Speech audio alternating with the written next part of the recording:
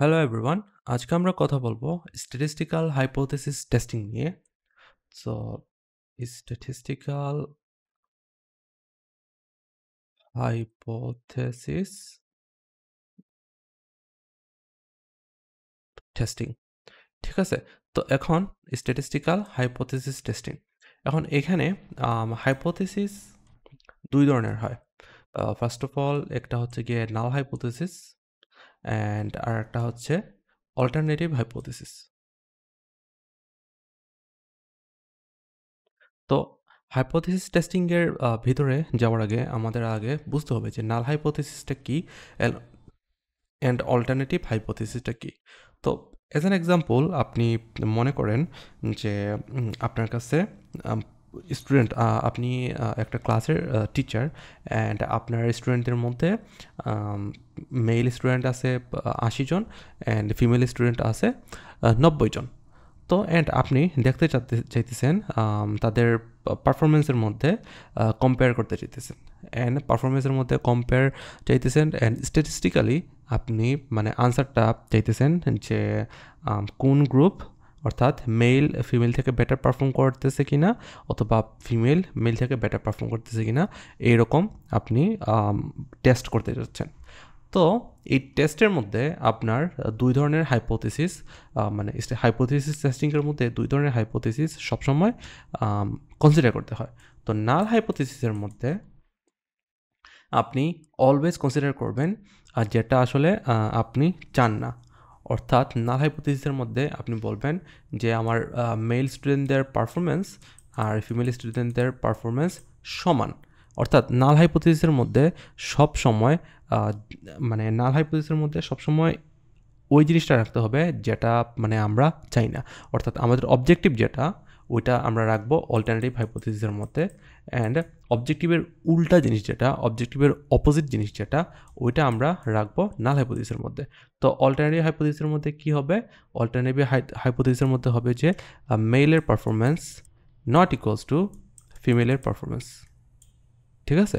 অর্থাৎ এখন not equals to আমরা ইউজ করছি, তো আমরা আসলে এখানে নট ইকুয়ালস টু ইউজ না করে আমরা গ্রেটার দেন এফপিও ইউজ করতে পারি, অথবা আমরা এই লেস দেন এফপিটাও ইউজ করতে পারি। কিন্তু এখন আমরা আসলে যদি নট ইকুয়াল টু ধারাও মানে ব্যাপারটা আসলে খুবই ইজিলি এক্সপ্লেন করতে পারবো। যেমন এখন আমরা যে সিনারিও নিয়ে আমরা আসলে কথাবার্তা বলতেছি সেটা হচ্ছে গিয়ে যে মেল স্টুডেন্টের পারফরমেন্স ফিমেল স্টুডেন্টের পারফরমেন্সের সমান কি, সমান অত না, সমান না, অ্যান্ড কারা আসলে বেটার। তো এখানে দেখেন, এখানে আসলে দুইটা গ্রুপ নিয়ে কথা বলা হইতেছে। অর্থাৎ মেল হচ্ছে গিয়ে একটা গ্রুপ আর ফিমেল হইতেছে গিয়ে একটা গ্রুপ। তো যে সময়ে এই ধরনের কনটেক্সটের বা এই ধরনের সিচুয়েশনে ক্রিয়েট হয়, তো ওই ধরনের টেস্টকে আমরা বলা হয় টু স্যাম্পল টেস্ট। অ্যান্ড আমরা জেনারেলি টি টেস্ট করে থাকি এইসব সিনারিওতে। তো তখন আমরা ফুল টেস্টটাকে বলি টু স্যাম্পল টি টেস্ট। কিন্তু টি টেস্ট অ্যান্ড ওইসব টি টেস্ট অ্যান্ড এই কনটেক্সটের ভিতরে যাওয়ার আগে আমাদের মেইন অবজেক্টিভটা ছিল যে নাল হাইপোথিসিসটা কী অ্যান্ড অল্টারনেটিভ হাইপোথিসিসটা কী সেটা তুলে ধরা। নাল হাইপোথিসিসটা কী হয় অ্যান্ড অল্টারনেটিভ হাইপোথিসিসটা কী হয় সেটা তুলে ধরা। অর্থাৎ সোজা বাংলায় আপনি মাথায় রাখবেন, আপনার যেটা অবজেক্টিভ সেটা থাকবে অল্টারনেটিভ হাইপোথিসিসের মধ্যে। আপনার অবজেক্টিভ অথবা আপনি যেটা পাইতে চান ওইটা রাখবেন অল্টারনেটিভ হাইপোথিসিসের মধ্যে। নাল হাইপোথিসিসের মধ্যে সবসময় মানে যেটা আসলে আপনি চান না ওইটা রাখবেন। যেমন আমাদের এই কেসে এই মানে আমাদের এই মেল পারফরমেন্স আর ফিমেল পারফরমেন্স, তো নাল হাইপোথিসিসের মধ্যে সবসময় মানে ইকুয়াল টু জিনিসটা অথবা ইকুয়াল টু জিরো টাইপের জিনিস এরকম থাকবে। যেমন আপনি ধরেন একটা টেস্ট করতে চাচ্ছেন যে আপনার ক্লাসের এভারেজ সিজিপিএ 3.5-এর চেয়ে বেশি না কম, ঠিক আছে, বেশি না না কম। তাহলে নাল হাইপোথিসিসের মধ্যে কি হবে?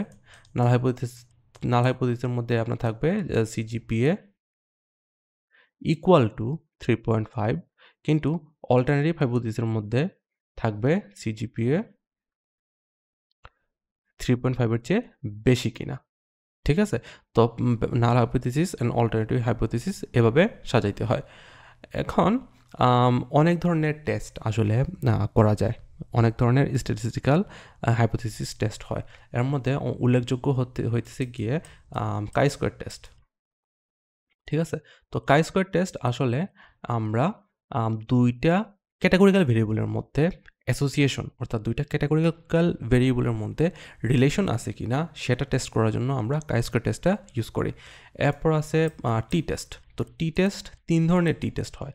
একটা হচ্ছে গিয়ে one sample t test. So one sample t test হচ্ছে গিয়ে যে টেস্টের মধ্যে আমরা একটা স্পেসিফিক নাম্বারের সাথে কম্পেয়ার করব, সেটা হচ্ছে গিয়ে one sample t test. Two sample t test হচ্ছে গিয়ে টু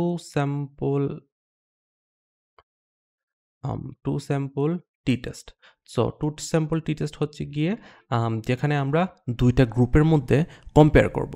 তো দুইটা গ্রুপের মধ্যে কম্পেয়ার করব, টু গ্রুপস, দুইটা গ্রুপের মধ্যে কম্পেয়ার টাইপ টেস্ট যে সময় করব, তো তখন সেটাকে বলা হয় টু স্যাম্পল টি টেস্ট।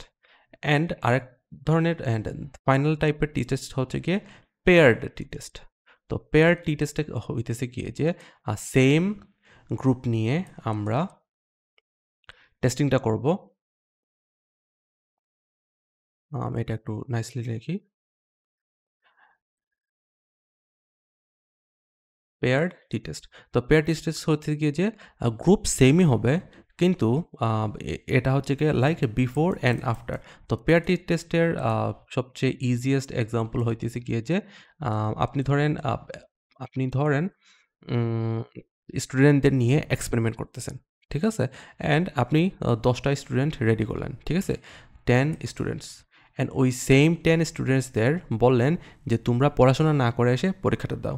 এরপর ওই 10টা স্টুডেন্টের পরীক্ষার রেজাল্ট আপনি ক্যালকুলেট করলেন। তো রেজাল্ট আসলো এরকম ABC, তো যে পর্যন্ত 10টা স্টুডেন্টদের, অ্যান্ড ওই সেম 10জন স্টুডেন্টদের বললেন এখন তোমরা পড়াশোনা করে এসে পরীক্ষাটা দাও। তো তাহলে আমরা A2, B2 এভাবে J2 পর্যন্ত রেজাল্ট পাবো